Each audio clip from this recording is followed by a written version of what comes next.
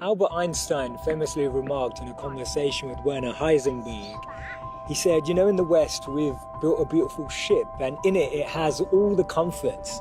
But actually the one thing that it doesn't have is a compass, and that's why it doesn't know where it's going. This paradox of our times was propounded by the Dalai Lama when he said we have wider freeways but narrower viewpoints. We have taller buildings but shorter tempers.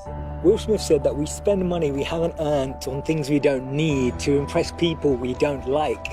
And it's phenomenal how the same technology that brings us close to those who are far away takes us far away from the people that are actually close. 30 billion WhatsApp messages are sent per day, but 48% of people say that they feel lonelier in general. The paradox of our times is that we have more degrees but less sense, more knowledge but less judgment, more experts but less solutions. It was Martin Luther King who said that the irony of our times is that we have guided missiles but misguided men. Have you ever found it perplexing that we've been all the way to the moon and back, but we struggle to start a conversation across the road or across the train? And it's amazing that Bill Gates was known as the top earner in 2015 with a wealth of 79.2 billion, but 1 in 4 CEOs claim to be struggling from depression. Do we actually thrive off this paradox? Is it that this paradox actually makes the media interesting? It's what makes journalism interesting. It's what makes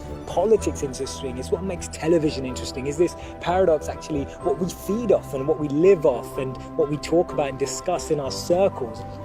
Doesn't it seem that we've tried to clean the air but polluted our soul? We've split the atom but not our prejudice, and we're aiming for higher incomes but we have lower morals.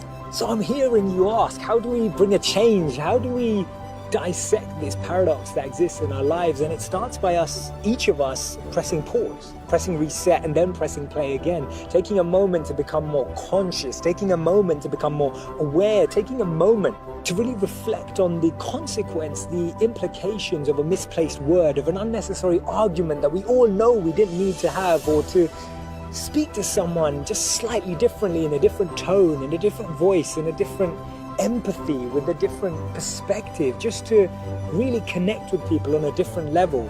This thinking out loud started from Albert Einstein, and I'll track back to him when he actually said that the problems we have today can't be solved with the same thinking we used when we once created them. So actually we need to research alternative teachings. We need to deep down dig into those ancient books of wisdom. We need to go back to understanding if there's anything written in those creased pages of time that can actually reveal more knowledge and more wisdom of how we can transform our experience of light today. Otherwise, this paradox means that every step forward we take, we're taking 3 backwards every time.